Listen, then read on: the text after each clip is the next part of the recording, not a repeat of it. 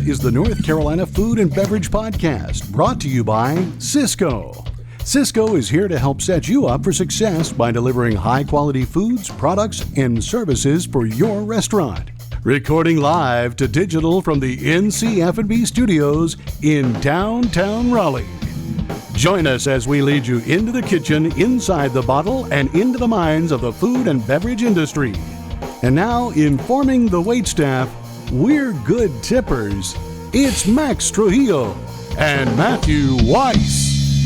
Hello, and thank you for listening to the North Carolina Food and Beverage Podcast. I am your co-host, Max Trujillo. And I am your co-host, Matthew Weiss. And on today's episode, we get into one of our favorite topics, fermented beverages. Which one is it? It's not spirits. It's not wine, and it's not beer, but it's kind of adjacent to all of those. It's cider, everybody. That's right. Fermented apples. And to tell us all about it and walk through the process, we have the gentleman from East Bower Cider, the owner, Oliver How Am I Doing Koch, and Dustin Skywalker, the brewer. Welcome, gentlemen. How's it going? Cider maker, guys. Cider maker, yeah. Cider maker. It's a weird difference, but Yeah. it is. Yeah. Yeah. We don't heat anything. You don't up there. brew it. Yeah. Yeah.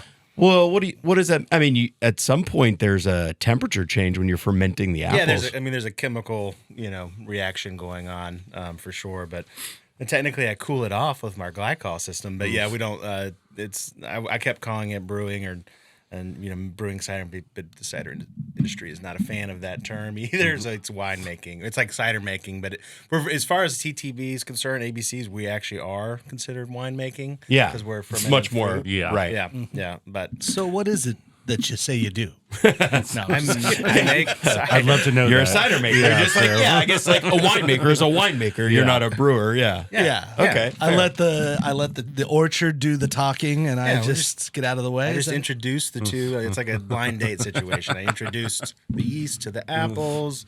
A little bit of marriage happens right there. They do their own thing. Well, let's get into apples. Yeah. It's because we just had we're actually Pie Day is upon us soon, and previous episode with Kristen Mullins of the Slice Pie Company, easy for me to say, was talking about how she uses gala apples, which isn't exactly what I guess other pie makers use. They're like, oh, we don't use that. And she's like, no, that it makes sense for her style, her brand and such. I do know that North Carolina, including Virginia, of course, has a huge production of apples and varieties. So let's start right there.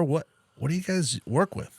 So we've switched it. We've done kind of we've pulled apples from different areas. The closest to us is out of Tyro, Virginia. That's about 3 hours away. We're pulling from there from a little bit, and then some from Glaze up in Winchester. But now we're actually using Bright Branch Farms out of Hendersonville, North Carolina. So we're switching to 100% North Carolina apples.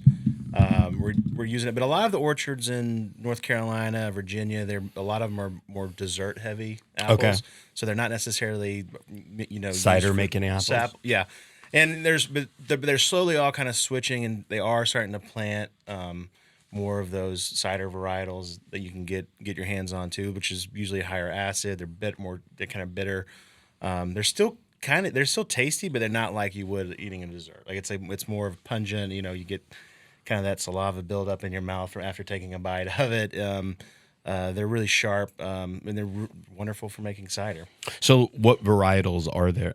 What are those varietals that are being grown in Hendersonville? You can get Hendersonville. So we just switched to those. They're great, but I think they have some ginger golds, some Harrisons, things like that. We're trying to figure out a time for me and Oliver to get out there and actually see their setup and walk through their orchard. And they're always at the North Carolina State Fair every year. They're the ones selling cider. Basically, you can get fresh pressed cider right there. Okay. In the village area right there. But yeah, that's who we use now. And but sometimes even Virginians and them they'll use Granny Smith to get some of that acid kind of added to it. So you want a lower pH apples to be used for to stabilize the cider. Sure. So nothing wild is kind of growing in there as well too. So you kind of they basically will use it. We're looking for we wanted to get to a certain pH and have a sugar content as well too. And it's as the season goes, at harvest the sugar content's much lower, and then as it has a chance to kind of they'll put them in near freezing temperatures to kind of house them until we're ready for them, and then they'll press them for us. Those have just been kind of concentrated in the apples, and so the sugar content goes up. Okay. Right now it'll be closer to the apples that we're sourcing just for the juice that we're getting. It'll be closer to 7% alcohol versus 5.5%, 6% during harvest season. Okay. So sweetness, that's a big buzzword in cider because that's still the connotation. It's just like in the wine world, you give somebody a rosé wine and they're like, "Oh, is it sweet?" Actually, there's a lot more dry rosé than there is sweet rosé. I don't know. It's white Zinfandel that ruined it for everybody. Yeah. That color. But still with cider, that's what people think. And every brewery or restaurant will have one cider, and typically it's a big brand or a Bold Rock or something like that. Some of the better ones have, what was the woman's name from Virginia who was a James Beard nominee who had Diane. Sorry, Diane, I can't remember your last name right now, but from Foggy Ridge. Foggy Ridge. Yeah, which was a good one. And then obviously we have Matty Beeson, friend of the show, one of the original Stem Ciders, but he's no longer with Stem Ciders, but he is one of the foremost authorities on cider still in the country, I believe, which is pretty cool. But Diane Flint, by the way, just thanks Google. Thank you, production assistant. Are you guys fighting up against that connotation of cider being this sweet beverage still? 100%. Yeah. That was one of our missions, is to kind of change that connotation. Mm-hmm. So both Dustin and I come from the beer world. Okay. Since we were, very young. I worked for a brewery called Rogue Ales out in Oregon. And then We've heard of them. Yeah, Dustin actually hired me with Terrapin Beer Company. Okay. And he worked for Terrapin for a very long time, and then went to Bell's Brewery, obviously, very large. And I stayed with Terrapin for about 9 years. And honestly, as craft beer guys, we were kind of taught the same thing, that cider is that sweet, girly stuff over there. Right. So if you bring your girlfriend to a brewery, you can have the cider. That was the annoying one too. It just had this weird kind of. It was it was woodchuck for us. It was woodchuck and Angry Orchard, and it. And to be fair, it was very sweet. Yeah. So it wasn't up our alley whatsoever. And although woodchuck makes some dry ciders they do, too, but right? just the normal kind, the grocery store 6-pack of woodchuck was they would say Granny Smith, but it was still pretty whatever. But we were actually on a bachelor party for Chris Powers, owner of Trophy Brewing Company. Previous guest Chris of the Powers? Previous guest and ex-host of the State of Beer. previous host of State of Beer Previous host. podcast. Yeah. I was on that thing maybe 25 times when he couldn't find someone.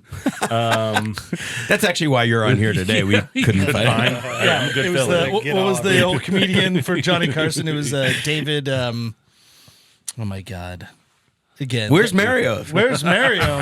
Who was the? Well, he's like the Adam Carolla to Jimmy Kimmel. When Sure. Kimmel couldn't find somebody on the show, He would Adam just- Carolla's been on 85 times. Yeah.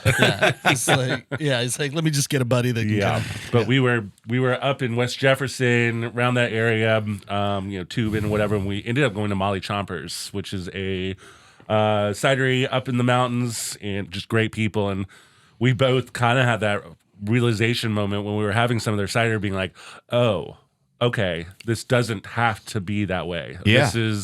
This is something different. And then I started kind of having more cider at Shacksbury, which is out of Vermont. I love And, Shacksbury. yeah, and they have done a really great job, not only with their ciders, but with their branding. I think branding is a large part of the perception of cider. Yeah, they're a good Instagram follow. Yeah, They're and fun. it's not just tree, apple, barrel, like the normal things that would be on a cider thing. They did a good job, but they were making more sessionable dry ciders. Yeah. And I had a spritz from them and just could not believe it, and how lovely it was, and delicious and easy to drink and dry. And You were converted. converted and went over to the UK. And the UK cider is a lot perceived different. Yeah, it's super dry. It's super dry, over ice a lot of the time, but it's probably, I wouldn't say it's on par with beer, but you'll see just as many people, men, women, everyone drinking cider. Yeah. So went around to a bunch of cideries around the UK, in Ireland, and just thought that we were seeing something that could be done that was not done yet really in Raleigh. There's some great cideries around. There's Botanist and Barrel. But they are truly like fermental artists. They make fruit wines and just really crazy stuff. And I think our goal. We here have made a wine with Botanist and Barrel. Yeah, great people. Bottled people. up opinions. We need a new vintage of bottled up opinions, by the way. Yeah. Like we it's should time. just do a new vintage of that. Yeah, because it was cool. It was a rosé. It was a blend of. Do you remember the blend? Truman was the main, Mourvedre. Treminette, I think, wasn't it? Treminette. Yeah, Treminette and Mourvedre and Merlot. I want to say Yeah. I can't remember the third. it's Merlot. Says you. Okay. What also says me is I went to East Bower Cidery not that long ago. That's actually where you and I met. Yep. And I've obviously been well aware of your business for a while, and I'll be the first one to say, like, I'm more of a geek when it comes to flavors. I really don't like that cloying, sweet, kind of gross, cider. I just prefer to not drink it. I'll just have something else. But at the same time, I also don't want to have boring beer or cheap wine. I'm fancy. I like good stuff. So I was like, what is this going to be like? Are they going to fit my palate or not? And we went there for a cool little like Midtown Raleigh Alliance mixer. It was fun. There was Raleigh Magazine there and a bunch of people there just hanging out, having a good time. Actually, you have in a quote of Raleigh Magazine back in the day, you said, having been in the craft beer industry, you used to feel craft beer was punk rock, but it's lost some of its edge. Ooh, shots fired. Well, I will stand by that for sure. Sure.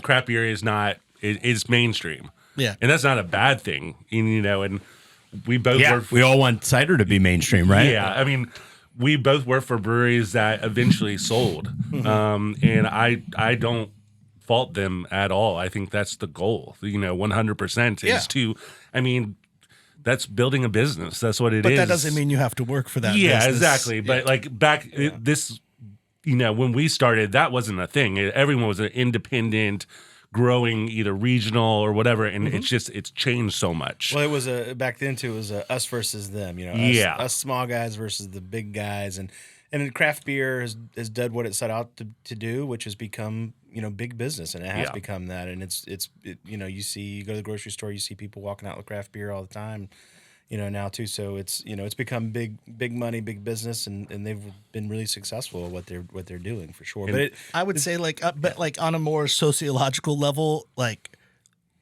independent and cool kids club and off the beaten path and kind of esoteric is almost like it's blended with success now. Yeah. Where like to make a parallel, Brad Pitt would never do a commercial like on TV, let's say back in the day, or a person of his stature, let's say, or like whomever, Tom Cruise. But now it's like they're doing ads on Instagram and on TikTok and like whatever, because it's all about the individual brand. It's all about self-promotion. It's all about like getting your name out there. So like it's not cool to be unknown anymore. And it's actually okay to be a part of bigger systems, because then like, well, there's going to be better distribution. There's going to be more eyes on this. There's going to fund me more so that maybe I could do another project in the future. This all like kind of goes back to the dialogue we had with Wicked Weed when we interviewed them. And it's like that, coming from Asheville, where it's kind of like hipsters land, they all like, were like, oh, how dare you sell? It's like,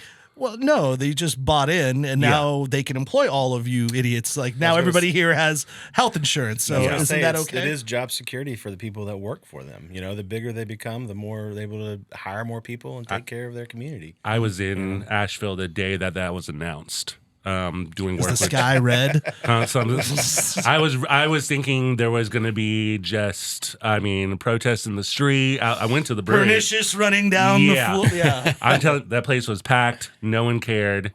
And what it really kind of taught me is the vocal people are the very small minority, and a lot of people just don't care. They just want beer to be good. Same could be said for everything else in society. And I worked for Terrapin and got bought by Miller, and I kind of expected to be shunned in my society and not go outside, and it just didn't matter. there's always going to be some people, but all it did was help Terrapin grow. Do you think Terrapin's beer is better or worse since the merger? Cleaner. I think technically better. Creativity gets lost sometimes when you get a little bit bigger. Yeah. But Terrapin was always made really good beer, but they had access to more technology. Yeah. When people are like, this with Miller's, blah blah blah, so that they make that much liquid taste the exact same. That's perfect beer. It's not creative, but it's perfect. Yeah. You know what big business can help you with? And I want to get this back to cider, but sure. Speaking of big business, when you have funding, you can focus on things like innovation, delivery.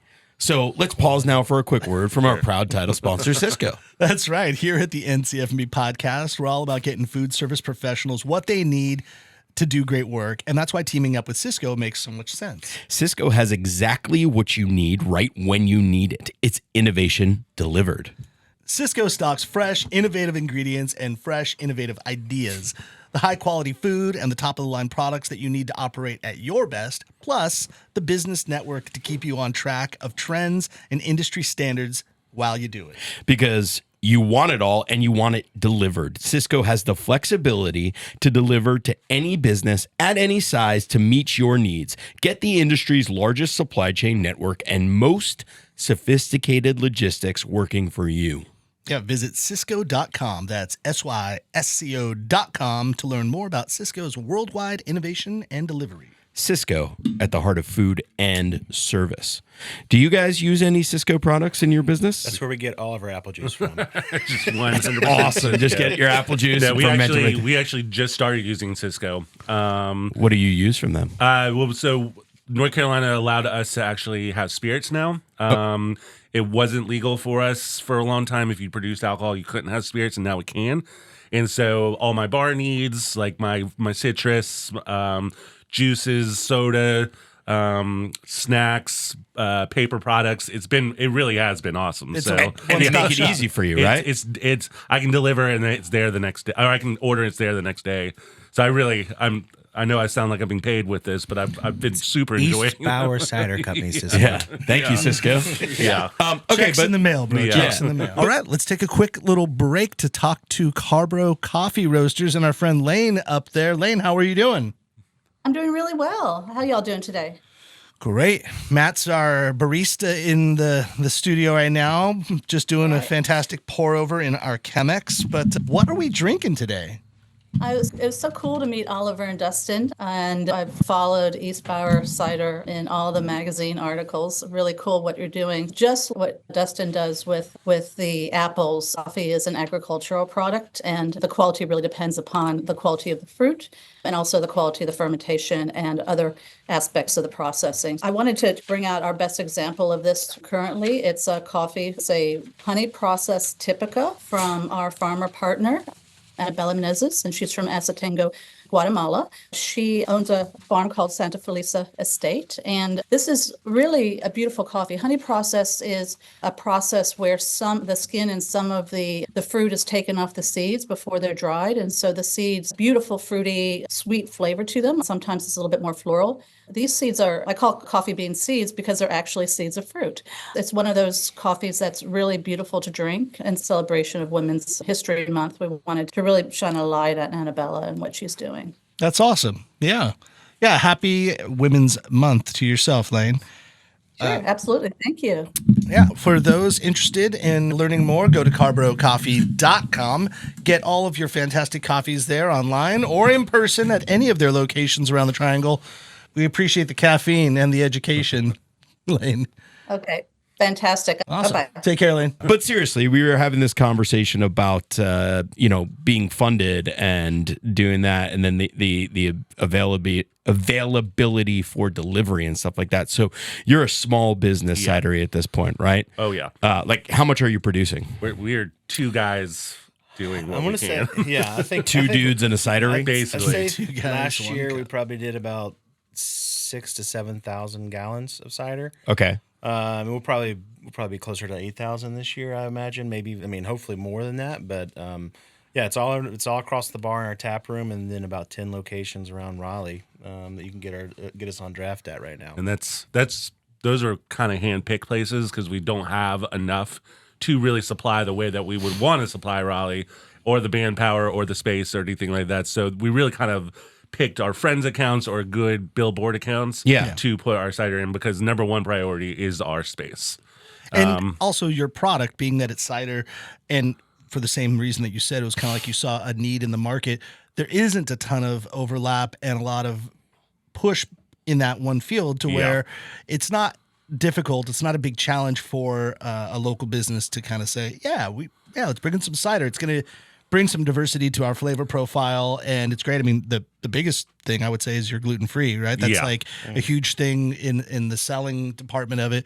And so you can play nice in the sandbox. I've said this before, like when you're a liquor company, but you do like an Amaro or something. It's like you're not making whiskey where everyone's all against you. Yeah. It's like no, this thing helps everything else. So that's why like we're friendly with Botanist and Barrel. We love those guys, and they're friendly with everybody in town because they collaborate like crazy. They basically enhance the food and beverage industry, especially like in their neck of the woods, in that space. And so, being a cidery is it's a fun spot to be in.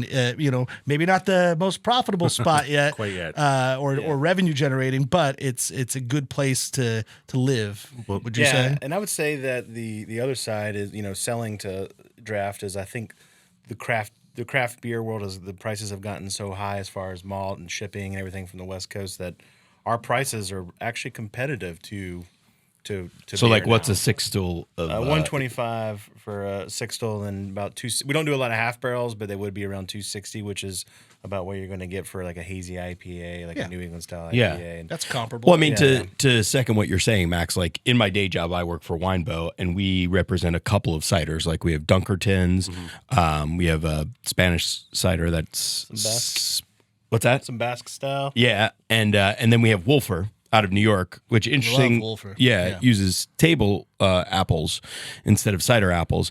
But yeah, people are always happy when I bring that out, and especially those placements like typically never go away because people are like, set it and forget it. It's a good cider. I'm happy with it. Like, and that's what I only need one at this point, which is I had that's the sad Wolfer part. on at Crafton from day one till day end. And when you were at Y Hill, and at Y Hill, yeah, it and was always on there. Maybe even at no, because you weren't working for them when we were at Standard Foods. But I've always known it like it's a good product. It's like simple and it's easy. Yeah. Let's talk about styles. So let me go back when I was walking into the event at your cidery down there. For one, this area that's happening in this downtown Raleigh area, it's evolved a lot in a very short amount of time. Yes. We're talking about, I guess, at one point. I mean, well, what is that neighborhood being called now? It's technically East Raleigh, but not East Raleigh's a little bit farther. It's kind of the melting point of North Hills, Mordecai, 5 Points. It's in the middle. It's really a very we need to brand it. We need to brand that name. But like for those that do live in Raleigh in this area, it's just outside. It's like northeast of downtown. There's the loading dock, which is probably the most substantial or like notable area. And you have Linwood Brewing Concern and Wilson's, and you have Hummingbird, fantastic spot there. And then they just built Raleigh Ironworks, where Scott Crawford's opening a restaurant, Brodetto, and Andia, our friend over there, she has her latest location there. But this spot is all new development. It actually used to be where a bunch of small independent brewers would come out of, like Sub Noir was there. Yes. I'm trying to think, was it Altered State? Altered State. Yeah. There was the other one with the dragon, and I'm trying to think of the name of it now. But anyhow, they had a bunch of like small little spaces. And also for all the dads in the space that did Y guides, it's where we bought all of our vests and all of our like accoutrement, like all the things we needed, like our hats and our vests. And they had a teepee in the back. Like it was so silly, but they quietly made way more money than anyone knows because North Carolina is the biggest chapter of Y guides in the country. But they leveled that whole space, put in a whole new part. Georgios has got East End Bistro. Yeah. Matt, you've been there, right? Of So course. so the building we're in. You spent all your money? Oh yeah. Yeah. So the building that we're in is actually a reconditioned building. So that was the old art. Was it a distributor? Ararat distributor. Was in that Oh, that's space. right. So they just reconditioned, did a new buildings. storefront on Yeah, it. the buildings you're thinking of are just gone. Yeah, those are all gone. Yeah. So the one that we're in is reconditioned, but the rest of that is just a field essentially. Yes, You know. it's a pit. Yeah. But so walking in, it's cool. You've got a great outside patio, fun for everybody. And I was concerned. I'm like, is this gonna be like lame cider, like just like crowd pleasing? Don't get me wrong. Sure. Like if it's yummy, then you're probably gonna sell more units. But I'm like, I want something a little sophisticated. And I didn't know you, but I walked up and I'm like, that guy seems like he knows what he's doing. I'm gonna talk to that bartender guy. And I'm like, My bartender got a little overwhelmed, so I jump back all the time. So yeah, it's fun. I love doing it. Yeah. Getting behind the stick. And I was like, I just kind of said to you, I was like, look, I love fancy things. I love like what's something that's a little bit more heady or something interesting that's on tap. And you gave me a big Giant step. Yeah. Mhm. Right. So I tried it and I was like, whoa, holy shit. Yeah. This is fucking awesome. Yeah. What is that? So, well, Dustin makes it. It's just essentially it's a off dry low just dry hop cider. I think that probably the version you had was citrus and Citra and mosaic hop. hops. Yeah. Yeah. The one we have on now currently is just citra hops right now. But yeah, but essentially it's we wanted to do the styles of there. We wanted to do things that are unique. But we also wanted to bridge the gap too on the drinker. Like we knew we wanted to have a dry hop cider there because we've had a bunch of them, and we really enjoy them. But we're IPA drinkers. We're beer drinkers, and so how can we get the beer drinker who only wants to drink IPAs excited about cider? And I was like, we have to have something like this. Ding, on ding, there. ding. Yeah. It's like a crossover album. Yeah. Yeah. No, that one was, I think from the get-go was definitely one of the first things we wanted to do was to have that kind of, togetherness. It smells like a beer, drinks like a cider. Do all it's fun. ciders get hopped? No. Okay. No. So that's the only one we hop. Yeah. Okay. Yeah. And Yeah. so it's mainly for aroma. It adds a tiny bit of Yeah. bitterness, but not much. Not much. And so in cider, because you make it like a wine, but where does the carbonation come from? Are you doing a secondary fermentation on cider, or No, we don't have the I think for a lot of times when you do secondary fermentation, you're usually canning it or you're bottling it off. Yeah. We do it all in a bright tank and we just force carb it just like you would just beer. like so? Or, Yeah. yeah. Okay. Because that would be cool, actually. Like, I mean, I know Botanist and Barrel is doing some of that stuff, like with pet nats and for sure. Yeah. yeah. That's and, like easy staggy, like Spanish wines or Spanish ciders. Cider. Like they do it all naturally, I think, right? Yeah, I think Botanist does do secondary fermentation and they kind of carb it off in their packaging, and then I think for the kegs they just let the CO2 naturally from the kegs and the tap line kind of carb it up. But I think they do it's all natural for them. Yeah. Yeah, I didn't realize how low tech sometimes it was to like carbonate beers. When I was at Y Hill and Greg, who Bon Voyage, Greg, he I left heard. Y Hill. Yeah. Fantastic brewer. We're moving to Chicago. Yeah. Yeah. But I remember like helping him make something, and we put it in like off the tank into a six still or maybe into a half barrel, and he's like, now we shake it, and I'm like, what? And he's like, get that thing, and like he's like, come on, I need like a couple guys, and like like he's a big guy, Zach's a big guy over there, Chris a big guy, and then there's me. I'm like, like trying to, but we're just like physically, like what do you call it? You're just like shaking it, right? Yeah, you're just forced carbonation. to To very make much it so a bubbly. forced carbonation. Yeah. version, Yeah, it's like literally no different than just grabbing someone's Pepsi before you give it to them and like, Yeah. all right, have fun. Exactly. But So I want to ask something. You guys said you might make about 7,000 to 8,000 gallons this year. What is a big cidery make? Like what is a woodchuck, for example, make? Oh man, I'm not quite sure. A lot of breweries, I would imagine, cideries do measure in barrels, and so a barrel is basically 2 big kegs. Yeah. So that would be 15 gallons, or no, 31 gallons is a barrel. So I mean, a lot more than Yeah. I mean, a ton more. Yeah. What could you guys realistically get to, or is there a goal as far as gallon production? What's in that space. We were so limited on our space. Yeah. Where, this is our first project that we've ever done. So we've got a lot of we maybe would have done this a little bit differently. And I think one of them is definitely the space of the production. you would have gone into a bigger space? Yes. We also pay premium pricing for production. I mean, our tap room is very, it's nice. It was well done. It looks very high end. Yeah, it's beautiful. Yeah, but you're saying produce this in a cheaper area and have a fancy is tap what we room would have maybe that's smaller. thought of to do differently. Yeah. Which is still possible. Which is the goal. Yeah. And to use that space as kind of our storefront. And maybe utilize the space that the production has because he's so limited at what he can actually do. A lot of cider is just space. Yeah. It's storing.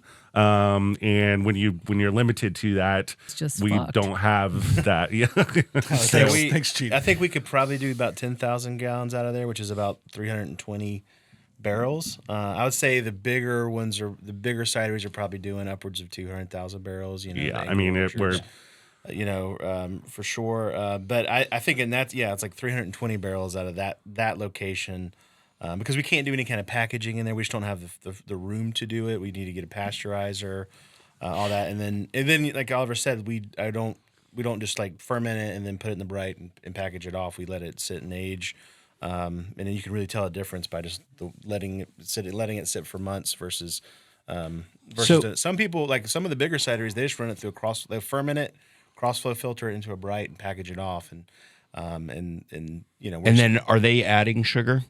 Yes. Yeah, Okay. they're adding sugar. Some of them will add juice back into it. There's different ways you can back sweeten. What first of all, so you're kegging and then are you canning as well, or No, we have crowlers. That's crowlers? we're going back in time. So a little crowlers bit. and kegging. Because I mean, I'm 2008. just thinking about this out loud. Obviously, there are mobile canning options that you could do that, but that takes more product, more distribution. But also back to the production side of things. So when you're making the cider, just like wine, you either have a natural fermenting yeast. I assume at this point you're pitching a yeast. Do you use all the same yeast in all the different styles of cider? For the most part, we have played around with different types of yeast. We found one that we really like. But we'll play around. We'll do some D47 in there. We'll just throw in some more winemaking yeasts as well too, and then we'll use cider making yeast as well. So we play around with it a good bit. Okay. Dustin, I don't want to be your dad, but you got a heart out. You got to get out of here. Yeah, I got that. Yeah. Someone has a dentist I got a appointment. dentist appointment. Yeah. Too much cider rots the teeth. Too much cider. Well, I appreciate it, guys. Thank you so much. Well, hey, Dustin, thank you so much, man, and we'll see you over a glass of cider one of these days. Yeah, absolutely. Next time we'll bring some cider in for you guys, and let us know if you're next time we'll headed have out our way. cans. Yeah. Well, before you get out of here, just tell us what's the big thing you're working on, that you want to produce, style of cider that you want to produce or you're working on. Well, I think we've done a couple pilot series of it's Earl Grey and Tangerine, and I'm really kind of trying to hone in a bigger version of it because we can do it. We get some Tin Roof Tea. We get Earl Grey from Tin Roof Tea. Oh yeah. And then we'll just kind of get some it's like tangerine powder almost. It's something kind of really looking for that aroma that we're trying to get for it. But just trying to figure out how to really dial that in with the tea. We do a weekly pilot series where we just do something creative. Sometimes it's great, sometimes not, but it's just point. one Yeah. little sixtel that we released on a Friday, and he did this Earl Grey tangerine one, and it just was one of those ones that was just it clicked, Popped, and everyone was like, "Oh yeah, this Earl is Grey this is tangerine." it." So, well, Dustin, thanks. We'll let you get out of here, and we'll let Oliver finish up answer him. Now we're going to really throw the curveballs at him. Yeah, get him, guys, get him. What's pissing you off most about Dustin? Sorry. Hold on. Get out of here. I'm not available. I'm lazy. I'm unorganized. kids, This is his 7th dentist appointment this month.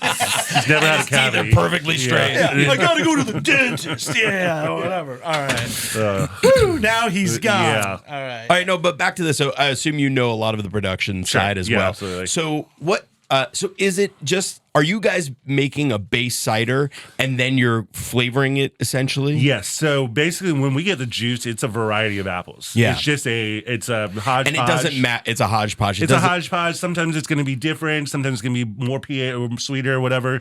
It really kind of, it tells a story of the season. Okay. What's happening. You know, I remember first, like I would go and work at Botanist and Barrel just to help them out, to just kind of learn by osmosis, because they're just so generous with their time and everything. And I remember they just got a ton of Pink Lady juice, and it was because the hurricane had come in and it knocked off a bunch of Pink Ladies that were not quite done enough to sell in the grocery store. Okay. So it just kind of Perfect for happened. cider making. Yeah, kind of highly acidic and not as sugary. Yeah, And then when closer to harvest, we have access to single origin apple juice. Okay. So we've done that about 3 separate times where we've had black twig juice, golden ginger or a ginger app, some kind of whatever.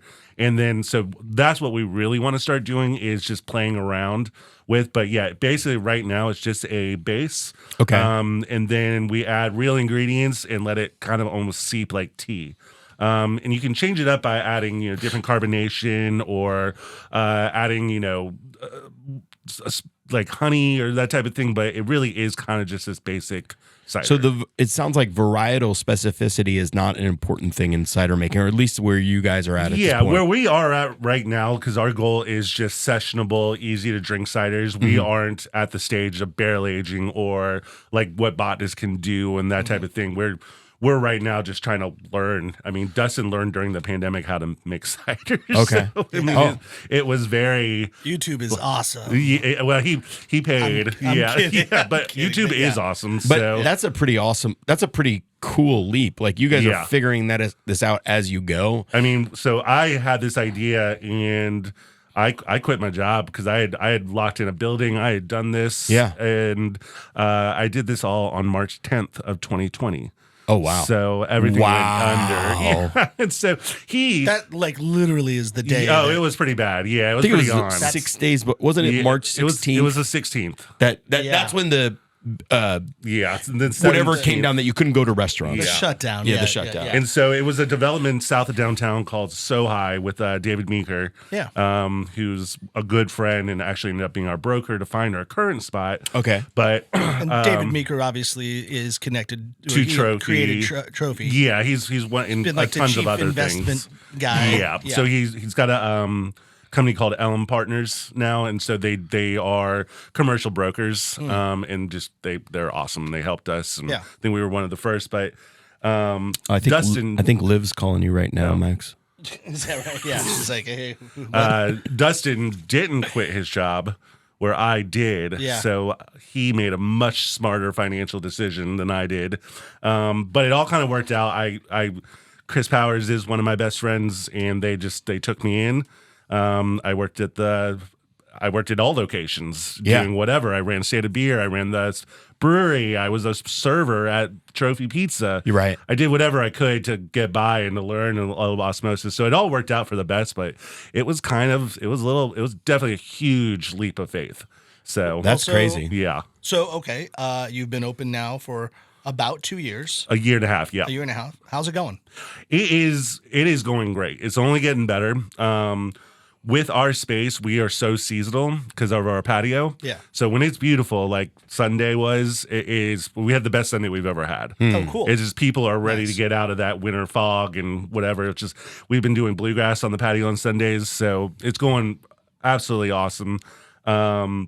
What we really want to do is ramp up our production, and that includes finding some kind of fermentation space outside of what we have. Yeah. We're 2 sales guys who love to sell and don't have anything to sell sometimes. So like you were saying, like I don't want to be. It's so easy to sell our stuff in because I mean we're a local we're Raleigh the Raleigh cidery. cidery, It's like, so like it's where we put it.